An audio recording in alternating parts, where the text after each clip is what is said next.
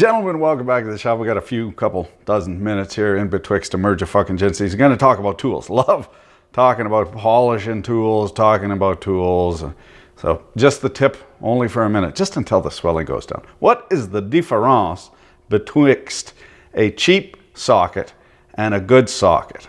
Very little, but when I show you what the difference is, it's going to drive you fucking bananas. So here's a cheapo. First off the hop here. This is the laser etching garbage, and you can see how quickly that would wipe off, and then you can't see what size it is. In this case, they're marked chrome molybdenum, roll marked. See, so you can see the 19 millimeters, but these are contract built for Mastercraft. And the difference primarily between a real expensive socket and a cheap socket is the cheap sockets are invariably contract made. Some offshored somewhere, and they just brand it Craftsman or Westward or Mastercraft. Particularly salient is the quality of the heat treating for these high performance carbon steels, these tool steels. Heat treating is absolutely critical.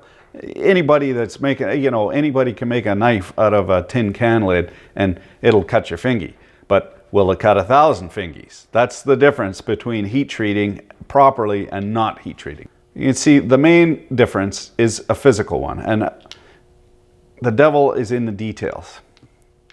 The good sockets are invariably thinner. They fit more places.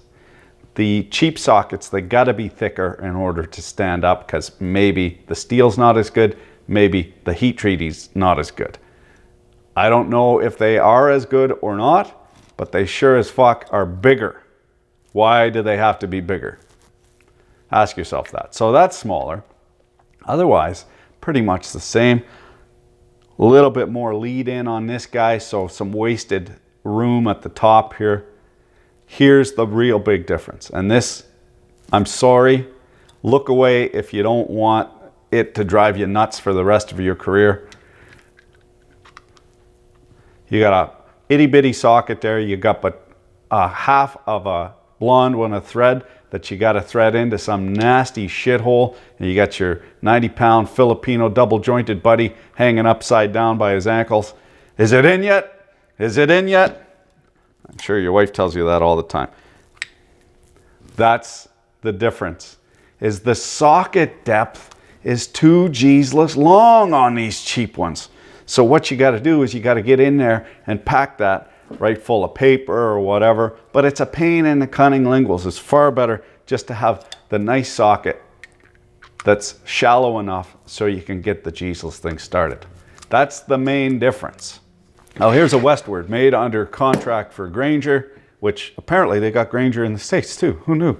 Doesn't say Taiwan on there, so very likely China, mainland, PRC, mainland China. 2 different countries. So we got a 24 millimeter socket here. And you know what these are. You got to bust them once in a while. Look at how deep that Jesus thing goes. Now how are you supposed to thread that on? How are you supposed to hold it in place? You can't. You can't. And that is the catch. And I say again, that's a 24 millimeter. I'm letting in you on all the secrets. If you learn in close and careful real listeningly, you'll hear the peanut gallery. Ah, you lying sack of shit, we're only doing the deep sockets. Never mind on the shallow sockets. Here's an oldie but a goodie. You can see it's been forged gray, Canada. Somebody turned that on the lathe. And even got the remnants of roasted nuts past. Look at that. Real pixie dust. You see the lead in here? Very shallow. Not much wasted space in there. That makes a difference in some. Here's the Craftsman. And this is very likely chrome vanadium. I had to weld these. Now you can weld these as long as you see that? If you heat the socket up and then weld it and let it cool slowly, it very likely won't crack. Now you're messing up with the heat treating and so forth, but these cheap ones, you're better off welding a cheap one, because it's a cheap one and if you fuck it up, it's no big deal. But also because the heat treat probably isn't that great anyway, and the wall thickness has to be quite a bit thicker in order to accommodate that chintzy material. Yeah, the lead in on this guy. This has got, oh, that's got to be four 4 millimeters to lead in. So that's all wasted socket space there. We'll get the 19 millimeter here. Both 19 millimeter. Again, I get in trouble. Here's this guy. Here's this guy. That little difference, when you come across something where you need to get in there and you need to push the fastener into place to get that thread started, it's gonna drive you. Harkening back to the warm glow of bygone age, getting into the Torx sockets and the Allen sockets, drivers, you can see when they first started, when Craftsman first started with the offshore high-grade Chinesium, they had these inserts, garbage. I had to weld. These were retained with a little Jesus clip. I had to weld these with some sort of stainless steel in order to get them from falling out. Of course, you get in there a little bit sideways or anything, and then it's stuck in the fastener. You got to hammer it out, and the socket, garbage. They were far better when they were made in the USNA and driven in proper-wise. So you want to watch for that, the affixation of these. And lastly, some sockets you might not have seen, but they're a bloody lifesaver.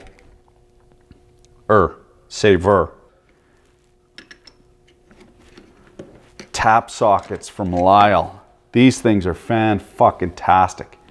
They got an O-ring in here and a square drive, and you put your taps in there, and then you can go ahead and use all of your regular 3/8 drive. I like to use a T-handle.